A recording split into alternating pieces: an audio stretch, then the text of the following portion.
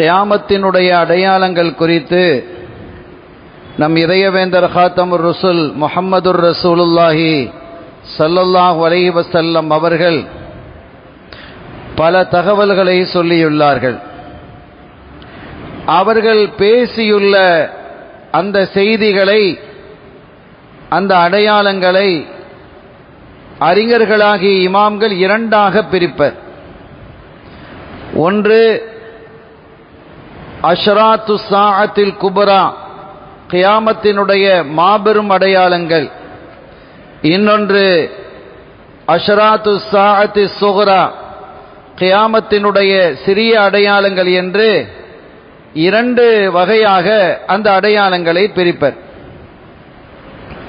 பெரிய அடையாளங்களை பற்றி நாம் கேள்விப்பட்டிருக்கிறோம்.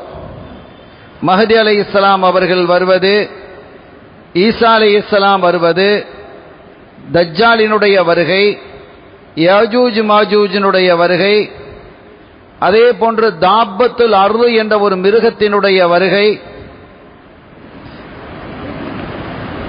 எங்கும் அடையவளைய செய்யக்கூடிய மாபெரும் பிரம்மாண்டமான ஒரு நெருப்பு, இவைகளெல்லாம் மாபெரும் அடையாளங்கள் என்று இமாம்கள் குறிப்பிடுகின்றனர். ஆனால் சிறிய அடையாளங்கள் என்ன என்பதை குறித்தும் ஸல்லல்லாஹு அலைஹி வஸல்லம் அவர்கள் நமக்கு தெளிவுபடுத்தி இருக்கிறார்கள். ஸல்லல்லாஹு அலைஹி வஸல்லம் அவர்களுடைய ஒரு சபை, கண்மணி ஸல்லல்லாஹு அலைஹி வஸல்லம் அவர்கள் அமர்ந்திருக்கிறார்கள். சில விஷயங்களை பேசிக்கிட்டு இருக்கிறாங்க. ஒரு மனிதர் எழுந்தார், மத்த ஸாஆ, கியாமத்து நாள் எப்போது அப்படின்னு ஒரு கேள்வியை கேட்கிறார். கியாமத்து நாள் எப்ப அப்படின்னு ஒரு கேள்வி எழுப்புறாங்க. ஸல்லல்லாஹு அலைஹி வஸல்லம் அவர்கள் அதை கண்டுக்கிடவும் இல்லை, பதில் சொல்லவும் இல்லை. அது அவங்களுடைய காதுல விளங்கிச்சா இல்லையா, அல்லது விளங்கி பதில் சொல்லலையா, அல்லது பதில் சொல்றதுக்கு விருப்பம் இல்லையா, இந்த கேள்வி அவர்கள் புறக்கணிக்கிறார்களா என்று எதுவும் தெரியாமல் சஹாபிகள் அப்படியே அமர்ந்திருக்கிறாங்க. ஸல்லல்லாஹு அலைஹி வஸல்லம் தங்களுடைய நசீஹத்தை கண்டினியூ பண்ணிக்கிட்டே இருக்கிறாங்க, தொடர்ந்து பேசிட்டு இருக்கிறாங்க. அவர்கள் பேசி முடித்ததனுடைய கடைசியில அவங்க கேட்கிறாங்க, இப்படி கியாமத்து நாள் எப்போது என்று கேள்வி கேட்டாரு, அவரை எங்க அப்படின்னு கேட்கிறாங்க. அப்ப காதுல வாங்கி இருக்கிறாங்க. தன்னுடைய நசீஹத்தெல்லாம் முடிந்ததற்கு பிறகு அவங்க என்ன செய்யறாங்க, ஒரு பதில சொல்றாங்க. இங்கே நாம் ஒரு விஷயத்தை புரிஞ்சுக்கிறோம். ஒரு வகுப்பு நடக்குது, மாணவர்களுக்கும் சேர்த்து தான் ஒரு வகுப்பு நடக்குது. அந்த வகுப்பு நடந்து கொண்டு இருக்கும் போது கேள்விகளை எழுப்புவது ஒரு முறை அல்ல. அந்த வகுப்பு முடிஞ்சிடணும். அந்த பாடத்தை முடிச்சதுக்கு பிறகு அந்த உஸ்தாத் என்ன செய்யணும், அல்லது அந்த ஆசிரியர் என்ன செய்யணும், உங்களுக்கு ஏதாவது டவுட் இருக்கதா, உங்களுக்கு ஏதாவது கேள்விகள் இருக்கா அப்படின்னு கேட்கணும் அப்படிங்கிறதையும் இதுல நம்ம விளங்குறோம். அது ஒரு முறையாக இருக்கும். ஆக ஒரு தாலீம், ஒரு கற்றுக் கொடுப்பது என்பதும் கூட எப்படி இருக்க வேண்டும் என்பதற்கான ஒரு முன்மாதிரியை ஸல்லல்லாஹு அலைஹி வஸல்லம் அவர்கள் வழங்கி இருக்கிறார்கள். அந்த செய்திக்குள்ள நம்ம போகல. இப்படி ஒரு கியாமத்து எப்போ அப்படின்னு அந்த சஹாபி கேட்கிறாங்க. கடைசியில் அவர்கள் பதில் சொன்னார்கள், இதா துய்யத்தில் அமானத்து ஃபந்ததிரி ஸாஆ, அமானிதம் வீணடிக்கப்பட்டால் கியாமத்தினால நீ எதிர்பார் அப்படின்னு ஸல்லல்லாஹு அலைஹி வஸல்லம் சொல்றாங்க. அமானிதம் என்றால் என்ன? இப்ப அதற்கு ஒரு கேள்வி. ஒரு பொருளை நாம இன்னொரு இடத்துல ஒரு ஆள்கிட்ட ஒப்படைக்கிறோம், அது அமானிதம். இதைத்தான் நம்ம விளங்கி வைத்திருக்கிறோம் அமானிதம் என்று. இது அமானிதம் தான். அதே மாதிரி ஒரு செய்தியை நாம் சொல்லுகிறோம், ஒருவர்கிட்ட நம்ம செய்தியை சொல்றோம், இது அமானிதம் என்று சொன்னால் அந்த செய்தி பாதுகாக்கப்படணும். அடுத்தவங்கிட்ட சொல்றது ஹராம். அடுத்தவர்களிடம் அந்த செய்தியை கொண்டு போவது என்பது ஹராம். அப்படி அமானிதமாக நம்மிடத்தில் ஒரு பொறுப்பை ஒப்படைக்கப்பட்டால் அந்த பொறுப்பை நம்ம உடைக்க கூடாது. அது நம்மிடத்திலே ஒரு செய்தியாக இருந்தாலும் சரி, ஒரு பொருளாக இருந்தாலும் சரி, இது அமானிதம். இந்த சமூகம் இன்னொரு அமானிதத்தில் மிகப்பெரிய குறைவை செயல்படுத்தி வருகிறது. அது என்னன்னா, ஒரு நேரம், இதுக்கு இப்ப நேரம் அப்படி நம்ம ஒரு நேரத்தை அறிவிக்கிறாங்க. கல்யாணம் 9:30 மணி அப்படின்னா அது அமானிதம். நீங்க என்ன செஞ்சிட்டீங்க, நாங்க 9:30 மணிக்கு கல்யாணத்தை நடத்துவோம் அப்படின்னு அர்த்தம். அல்லது இந்த வீடு திறப்பு விழா, இந்த மஜ்லிஸ், இது அமானிதம். இப்ப நாம் யாரையும் குறை சொல்றதுக்காக இல்ல, நாளைக்கு அல்லாஹ் நம்மை பிடித்து விடக்கூடாது என்ற ஒரு நோக்கம் தவிர வேறு எதுவும் இல்லை. நீங்க 9:30 மணி என்று அறிவித்ததற்கு பிறகு 9:30 மணிக்கு அந்த நிகழ்வை ஆரம்பிக்காமல் பலரும் வந்து உட்கார்ந்திருந்தால் அவர்களுடைய மன உளைச்சலுக்கு ஆளாகிறீர்கள். நீங்க அவங்கள மன உளைச்சலுக்கு நீங்க ஆளாக்கிறீங்க. நாம் அப்படி ஒரு சூழலை உருவாக்கி இருக்கிறோம். நாம் அறிவித்ததற்கும் நிகழ்ச்சி நடப்பதற்கும் இடையில எந்த சம்பந்தமும் இல்லை. இப்ப எப்படி ஆயிடுச்சுன்னா 9:30 ஒரு 10-10:30 ஆகும் அப்படிங்கிற மாதிரி நிலைமை உருவாயிடுச்சு. இது ஒரு மூமினுக்கான அடையாளம் அல்ல, ஒரு மூமினுக்கான அடையாளம் அல்ல. ஸல்லல்லாஹு அலைஹி வஸல்லம் அவர்கள் ஒரு மனிதரோட ஒரு பேச்சுவார்த்தை நடத்துறாங்க. அப்ப நடத்தி அந்த இடத்துல ஒரு இடத்துல வச்சு நடத்துறாங்க. அப்ப அந்த இடத்துல நடத்திட்டு சரி நாளை இது விஷயமா நம்ம பேசி ஒரு முடிவுக்கு வருவோம் அப்படின்னு 2 பேரும் ஒரு முடிவுக்கு வர்றாங்க. அவர் பக்கத்து ஊருக்காரர். எந்த நேரம் அப்படின்னு அவர் கேட்கிறார். சொல்லுங்களேன், ஒரு நேரம் குறிக்கப்பட்டது, இந்த நேரம் காலையில 10 மணி அப்படின்னு வச்சுக்கிறோம் உதாரணத்துக்கு. எந்த இடம்? இந்த இடம். எந்த இடத்தில் பேசப்பட்டதோ அந்த இடம். எந்த நேரம்? ஒரு நேரம், உதாரணத்துக்கு ஒரு 10 மணி, பகல் 10 மணின்னு வச்சுக்கிடுவோம். இப்படி பேசி முடிச்சாச்சு. ஸல்லல்லாஹு அலைஹி வஸல்லம் அவர்கள் சரியாக 10 மணிக்கு அந்த இடத்துல இருக்கிறாங்க. அவர் வரல. ஸல்லல்லாஹு அலைஹி வஸல்லம் எதிர்பார்த்துக்கிட்டே இருக்கிறான். 11 மணி ஆச்சு, 12 ஆச்சு, லுஹருடைய வக்தாச்சு. டெண்ட போடுங்க, அங்கேயே தொழுகிறாங்க, அங்கேயே சாப்பிடுறாங்க. திங்கக்கிழமை என்று சொன்ன உதாரணத்திற்காக திங்கக்கிழமை என்று சொல்லிவிட்டு அவர் புதன்கிழமை வர்றாரு. புதன்கிழமை வரைக்கும் அந்த இடத்துல காத்திருக்கிறாங்க. அப்ப அவங்க 10 மணிக்கு வரலன்னு நம்ம போயிடும். 10 மணிக்கு வந்தாச்சு, 10 ஆச்சு, 10:30 ஆச்சு, இதுக்கு மேல யார் இருப்பா அப்படின்னு நம்ம போயிடலாம். அப்படி போவதற்கான அனுமதி தாராளமாக இருக்கிறது. கண்மணி ஸல்லல்லாஹு அலைஹி வஸல்லம் அவர்கள் தன்னுடைய சமூகத்திற்கு உணர்த்துவதற்காக அதை செய்யறாங்க. இது அமானிதம். இந்த அமானிதத்தை நீங்க பேணுங்க, அமானிதத்தை மீறாதீங்க. ஏதோ ஒரு முடியாத ஒரு சூழ்நிலை ஏற்பட்டதுன்னா அது வேற விஷயம். அப்ப நம்ம என்ன செய்யணும்? தெரிவிக்கணும். ஒரு நபரை நம்ம ஒரு ஆளு வர சொல்லி இருக்கிறோம், 10 மணிக்கு வர்றேங்கிறார், வர முடியல அப்படின்னா என்ன செய்யணும்? கொஞ்சம் லேட் ஆகுது அப்படின்னு ஒரு முன்னாலே என்ன செய்யணும்? ஒரு 9 மணிக்கோ தெரிவிச்சிடணும். இதெல்லாம் அமானிதமாக இருக்கிறது. எல்லாவற்றிலும் அமானிதம் இருக்கிறது. கணவன் மனைவிக்கு இடையில் அமானிதம் இருக்கிறது. தந்தைக்கும் பிள்ளைகளுக்கும் இடையிலேயே, தாய்க்கும் பிள்ளைகளுக்கும் இடையிலேயே அமானிதம் இருக்கிறது. இதெல்லாம் அமானிதம். அமானிதம் என்பது ஒரு பெரிய விரிவான ஒரு செய்தி. ஒரு பொருளை கொடுத்து வைப்பது அமானிதம். ஒரு செய்தியை சொல்லி வைத்து இந்த செய்தியை நீங்க பத்திரமாக பாதுகாக்கணும் அப்படி என்பது அமானிதம். அதே மாதிரி நேரம் குறிப்பிடப்பட்டால் அது அமானிதம். ஒரு வியாபாரத்தில் ஒரு ரகசியம் இருக்கும், 2 பார்ட்னர்ஷிப் இருப்பாங்க, அந்த ரகசியம் இருக்கணும். அந்த 2 பேருக்குள்ள அந்த ரகசியம் இருக்கணும், 3ஆவது நபர்கிட்ட போகக்கூடாது. அது அமானிதம். இப்படி அமானிதம் எப்போது வீணடிக்கப்படுகிறதோ, இதா துய்யத்தில் அமானத்து ஃபந்ததிரிஸா, கியாமத் நாளை நீ எதிர்பாரு அப்படின்னு ஸல்லல்லாஹு அலைஹி வஸல்லம் என்ன செய்றாங்க? சொல்றாங்க. இப்ப கியாமத்தினுடைய அடையாளங்களில் இது ஒன்று. இன்னைக்கு அது சர்வ சாதாரணமாக ஆயிடுச்சு. இஸ்லாமிய முஸ்லிம் சமூகத்துக்கு மத்தியிலேயே இந்த அமானிதம் வீணடிக்கப்படுவது என்பது மிக சாதாரணமாக இருக்கிறது. நாங்கள்லாம் நிறைய அனுபவிச்சிருக்கிறோம், அனுபவித்துக் கொண்டே இருக்கிறோம். ஏன்னா ஒரு உதாரணத்திற்கு, ஒரு கணவன் மனைவிக்கு இடையில ஒரு பிரச்சனை, அந்த பிரச்சனை ரொம்ப முத்தி போய் அது பிரிஞ்சிடுமோ என்ற நிலையில வரும் பொழுது ஒரு ஹீலாவை, ஒரு தந்திரத்தை செய்ய வேண்டிய நிலை ஏற்பட்டது. அப்ப நாம ஒரு தந்திரத்தை செய்யறோம். அந்த பெண் இடத்துல சொல்றோம், அந்த பெண் வாழன்னு நிக்கிறா, அந்த பெண் தரப்புல தான் தவறு இருக்கு. சரி, இனிமேல் இப்படி இருந்துக்கிடணும்னு சொல்லி அவளுக்கு அட்வைஸ் பண்ணி, இனிமேல் இந்த மாதிரி தப்புகள்லாம் செய்யாதே என்று சொல்லி ஒரு தந்திரத்தை அவங்களுக்கு நாங்க சொல்லி கொடுக்கிறோம். அந்த தந்திரத்தினுடைய அடிப்படையிலேயே அந்த நிலை மாறி அந்த கணவன் வந்து சேர்ந்துட்டான். ஆனா அவன் சொன்னோம், இது ரகசியமா இருக்கணும், உன்னுடைய வாழ்க்கை என்ன செஞ்சிடக்கூடாது, பாழாகிடக்கூடாது என்பதற்காக இதை நான் சொல்லி தர்றேன், இது ரொம்ப கவனமாக இருந்துக்கோ அப்படின்னு சொல்லியாச்சு. அவன் அப்படியே இருந்தா. அந்த தந்திரம் செய்யப்பட்டது. அல்ஹம்துலில்லாஹ், சேர்ந்து வாழ ஆரம்பிச்சாங்க. அவர் ஹஜ்ஜுக்கும் கூட்டிட்டு போனாரு. போயிட்டு கொஞ்சம் அங்கே ஹஜ்ஜில் வச்சு பிரச்சனை பண்ணியிருக்கிறான் அந்த பொண்ணு. அது பிரச்சனை பண்ணக்கூடிய பொண்ணு தான் அப்படிங்கிறது நாங்கள் அங்கே அந்த பிள்ளைகிட்ட பேசும்போதே நாங்கள் விளங்கிக்கிட்டோம். ஒரு கட்டத்தில் அது ரொம்ப முற்றி போய் கடைசி என்ன செஞ்சிட்டாரு, அவரு தலாக்குன்னு சொல்லிட்டார், தலாக்கே அறிவிச்சிட்டாரு. இங்க போனா ஹதீபிட்ட போனா அல்லது ஹதீமார்கிட்ட போனா அவங்க சேர்த்து வைக்கிறதுக்கு முயற்சி செய்வாங்கன்னு சொல்லி அவர் டைரக்டா அனுப்பிச்சிட்டாரு, முத்தலாக்கே அறிவிச்சிட்டார். ஒரு தலாக்கா ரெண்டு தலாக்கா இருந்தாலும் ஏதாவது சேர்த்து வைக்கிறதுக்கு முயற்சிக்கலாம். இப்ப அந்த 3 தலாக்கு விட்டதற்கு பிறகு இந்த பெண் தரப்புல இருந்து வர்றாங்க, சேர்த்து வைங்க கொள்ளுங்க. 3 தலாக்கு விட்டு எப்படி சேர்த்து வைக்க முடியும்?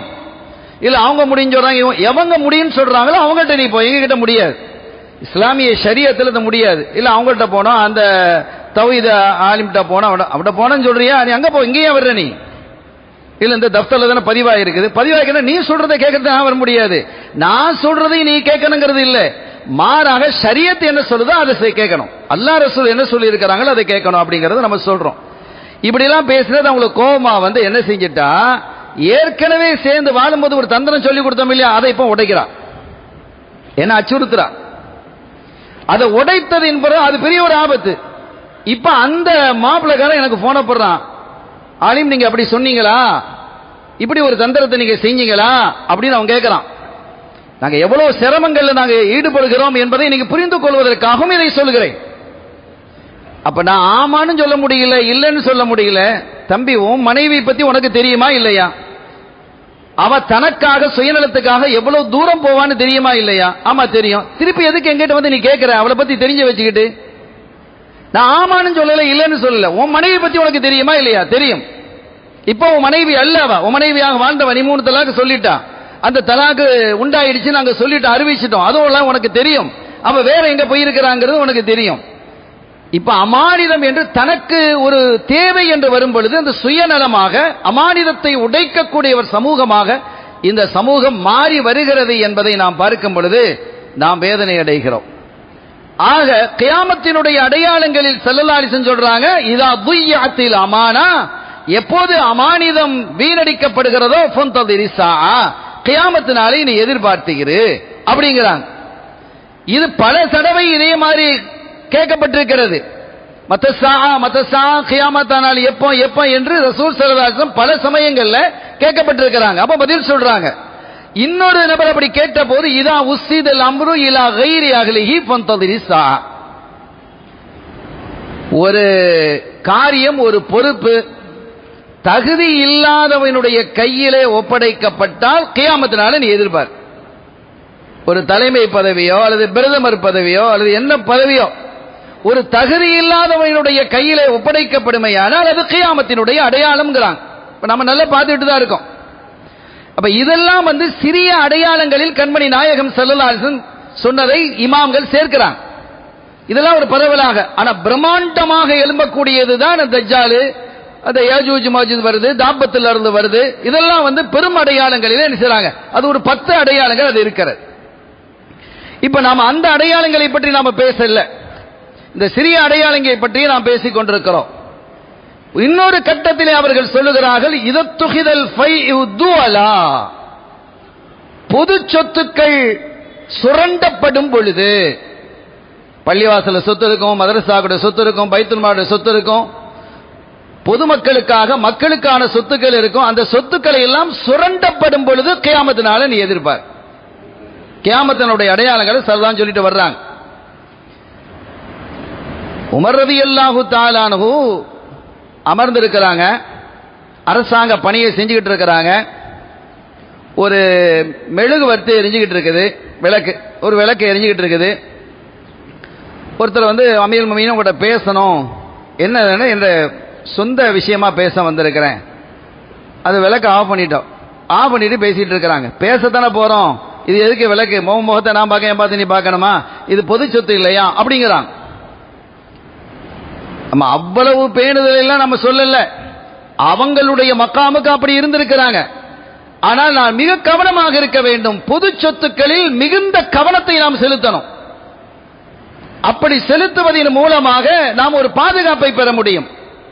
நம்ம இஷ்டப்பிரகாரம் எல்லாம் நீ பொது காரியத்துக்கு வருவதாக இருந்தால், பொது நலத்திலே ஈடுபடுவதாக இருந்தால் சில விமர்சனங்களை சுமந்துதான் ஆக வேண்டும். அதை நாம் விளங்கி இருக்கிறோம், அதை எல்லாரும் விளங்கணும். அதே மாதிரி பொது சொத்துக்கள் பாதுகாக்கப்பட வேண்டும். ஒல் அமானத்து மகனமா, அமானத்தை பத்தி நம்ம சொல்லிட்டோம். ஒரு ஜக்காத்து மகரமா ஸல்லல்லாஹு சொல்லிட்டே வர்றாங்க. ஜக்காத் இருக்குது, அது சரியாக கொடுக்கப்பட மாட்டாது. ஒரு பெரிய பாரமாக நினைப்பான்.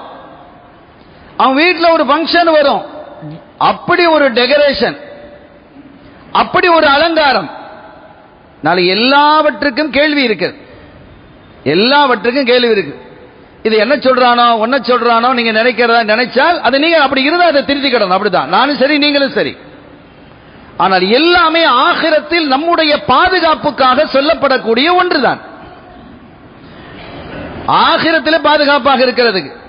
அப்ப எதையுமே நம்ம அலங்காரப்படுத்தி கொண்டு சென்றால் அது நம்முடைய பெருமையை காட்டுவதற்காகவே எத்தனை பேர் என்ன செய்யறாங்க, எத்தனை காரியங்களை செய்யறாங்க.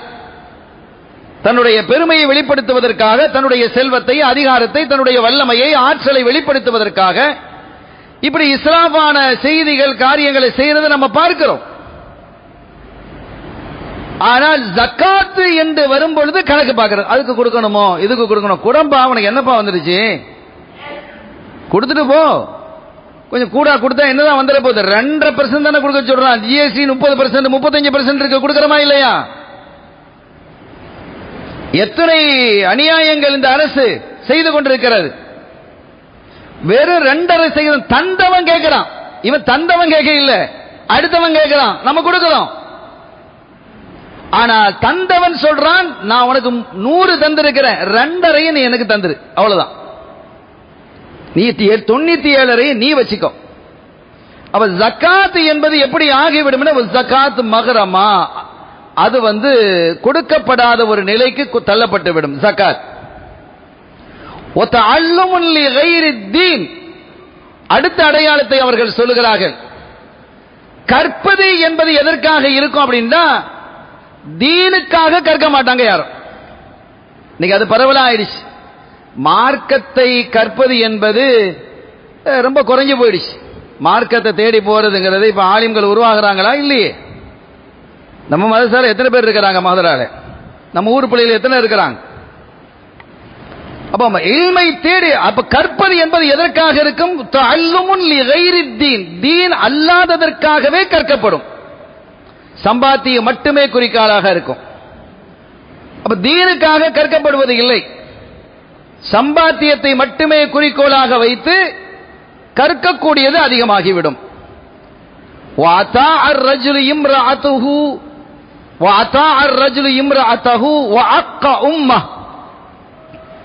மனைவிக்கு அடிபணிந்து உம்மாவை வேதனைப்படுத்துவான். ஒரு மனிதன், ஒரு ஆண் என்ன செய்வான்? மனைவிக்கு கட்டுப்பட்டுருவான், ஒரு பெண்ணுக்கு கட்டுப்படுவான். ஆனால் தன்னுடைய தாய்க்கு என்ன செய்வான்? அதன் மூலமாக அநியாயம் இழைப்பான். இதையும் நம்ம பார்க்கிறோம். சமீபத்திலேயே நம்ம அதை விஷயமா பார்த்தோம். ஒரு ஆண் தன்னுடைய மனைவிக்கு கட்டுப்பட்டு மனைவியினுடைய ஹக்குகளை நிறைவேற்றணும், தாயினுடைய ஹக்கையும் நிறைவேற்றணும். ஒரு கடுமையான பொறுப்பு தான் ஒரு ஆணுக்கு, அதுல சந்தேகம் இல்லை. ஒரு பெரும் பொறுப்பு அப்படிங்கிறதுல மாற்று கருத்து கிடையாது. 2 பெண்களை சமாளிக்கிறதுங்கிறது ஒரு பெரிய விஷயம் தான். அது மனைவியையும் தாயையும் சமாளிக்கணும். எத்தனை இடங்கள்ல மாமியார் மருமகனும் ரொம்ப குளோஸா சந்தோஷமா இருக்கிறதையும் நம்ம பார்க்கிறோம், அல்ஹம்துலில்லாஹ். ஆனா வம்பு வழக்கில் இருக்கக்கூடியவர்கள் நாம் பார்க்கிறோம். ஒரு ஆண் 2 பேரையும் சமாளிக்க வேண்டிய ஒரு கட்டாயம் இருக்கிறது. மத்தளத்துக்கு 2 பக்கத்திலையும் அடிங்கிற மாதிரி.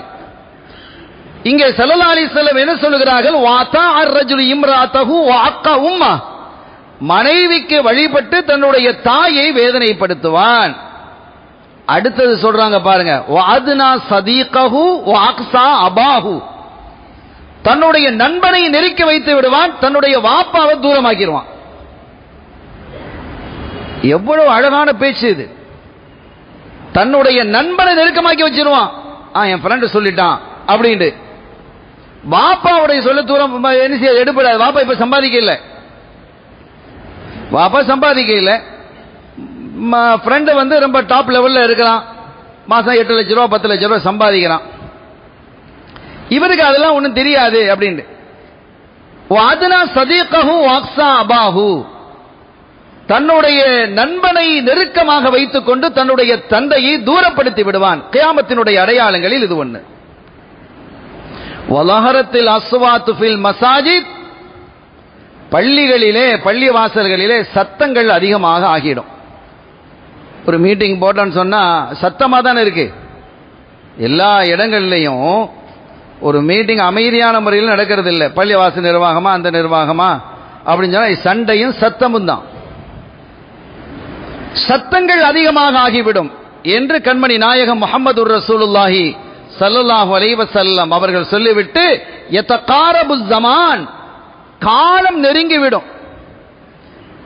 அதுக்கு விளக்கம் சொல்றாங்க, ஹத்தா தகூன சனத்து கஷஹரி, ஒரு வருஷம் ஒரு மாதம் மாதிரி ஆயிடும். அதுக்குள்ள வந்துடுச்சா, அதுக்குள்ள நாள் ஓடிட்டான் அப்படின்னு மனுஷன் கேட்பான். இதெல்லாம் கியாமத்தினுடைய சிறிய அடையாளங்களில் உள்ளது. அவங்களே சொல்றாங்க, ஸல்லல்லாஹு அலைஹி வஸல்லம் சொல்றாங்க, தகூனு சனத்து கஷஹரதி, ஒரு வருடம் என்பது ஒரு மாதம் மாதிரி இருக்கும். வஷ்ஷஹரு கல் ஜும்ஆதி, ஒரு மாதம் என்பது ஒரு வாரம் மாதிரி ஆகிவிடும். வல் ஜும்ஆத்து கல் யௌமி, இந்த ஜும்மா நேத்து தான் ஜும்மா வந்த மாதிரி இருக்கு, அதுக்குள்ள இன்னைக்கே வந்துட்டு ஜும்மா, நாளைக்கு வெள்ளிக்கிழமையாப்பா சுப்ஹானல்லாஹ், நேத்து மாதிரி தான் இருக்கு அப்படி நம்ம சொல்றோமா இல்லையா? வல் ஜும்ஆத்து கல் யௌமி, ஒரு வாரம் என்பது ஒரு நாள் மாதிரி ஆகிவிடும்.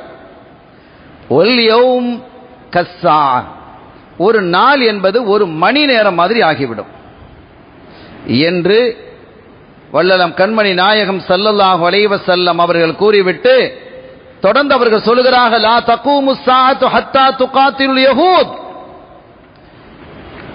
கியாமத் வராது நீங்கள் யகூதிகளோடு போராடும் வரை. அது நடந்துகிட்டு இருக்கு.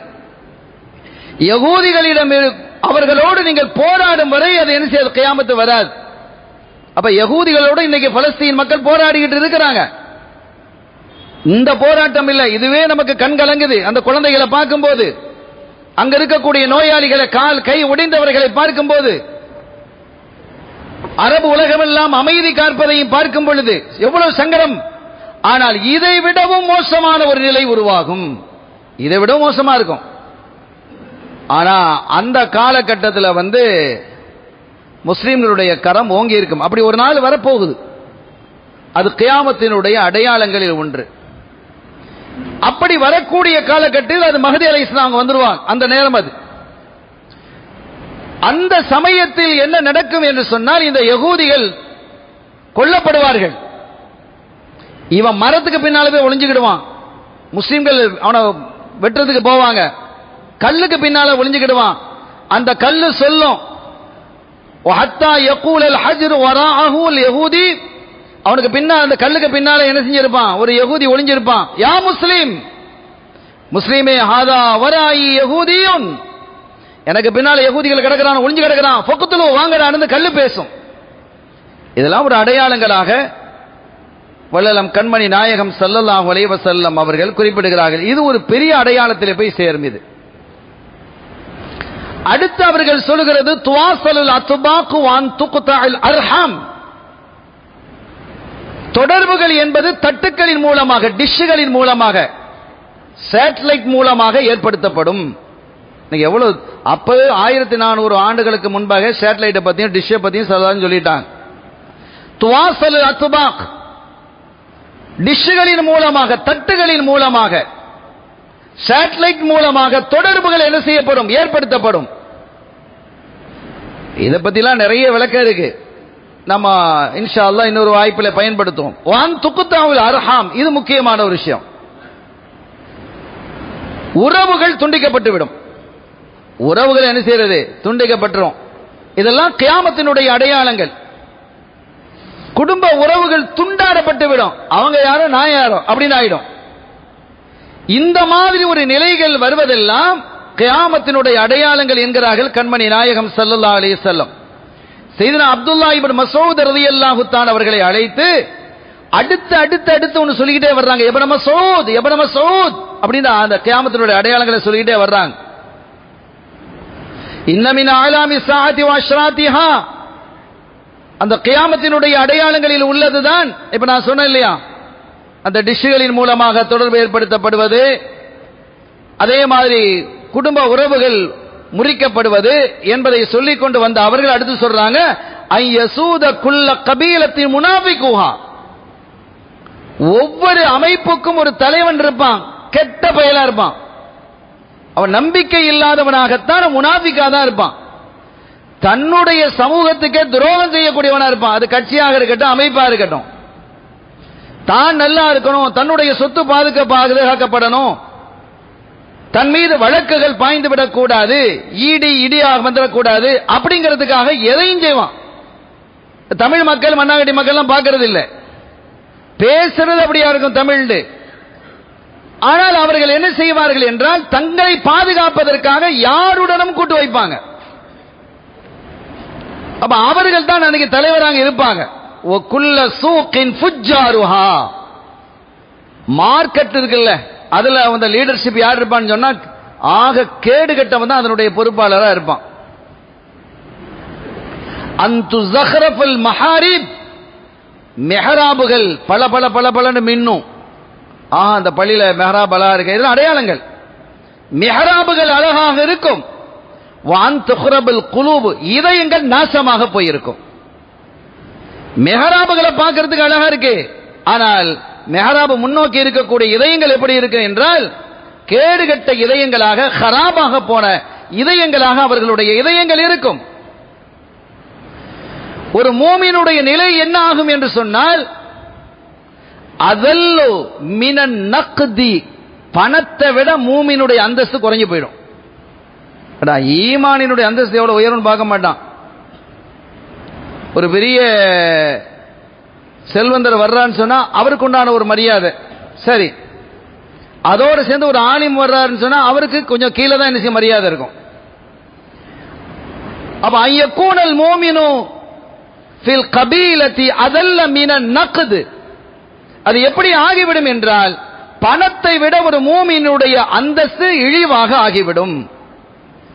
இப்னு மஸ்ஊத் அடுத்து சொல்றாங்க, இது இன்னைக்கு மேலை நாடுகள் அங்கீகரிச்ச ஒண்ணு. எப்படி ஆகிவிடும், யக்தஃபிர் ரிஜாலு பிர் ரிஜால் வன்னிசா பின் நிசா, ஆண்கள் ஆண்களை கல்யாணம் முடிச்சுக்கிடுவான், பொம்பளை கல்யாணம் முடிச்சுக்கிடுவான். இதெல்லாம் கியாமத்தினுடைய அடையாளங்கள் என்கிறார்கள் கண்மணி முஹம்மதுர் ரசூலுல்லாஹி ஸல்லல்லாஹு அலைஹி வஸல்லம். அன்தலிதல் அமத்து ரப்பதஹா, ஒரு பொம்பளை தன்னுடைய எஜமாட்டியை பெற்றெடுப்பாள். அப்படின்னா என்ன அர்த்தம்? மகக்காரி அம்மாவை ஆட்டி படைப்பா. அவ சொல்றதை இவ கேட்க வேண்டியது இருக்கும், அல்லது மகன் சொல்றதை கேட்க வேண்டியது இருக்கும். என்ன செய்யறது, அவன் சொல்றானே வேற வழி இல்லை, அவன் தானே சாப்பாடு போடுறான் என்று கேட்கக்கூடிய அளவிற்கு அன்தலிதல் அமத்து ரப்பதஹா, ஒரு தாய் தன்னுடைய எஜமாட்டியை தன்னை அதிகாரம் செய்யக்கூடியவளை பெற்றெடுப்பாள். வான் தரல் ஹுஃபாத்தல் உராத் அல் ஆலத் ரிஆ அஷ்ஷா யததாவலூன ஃபில் புனியான்,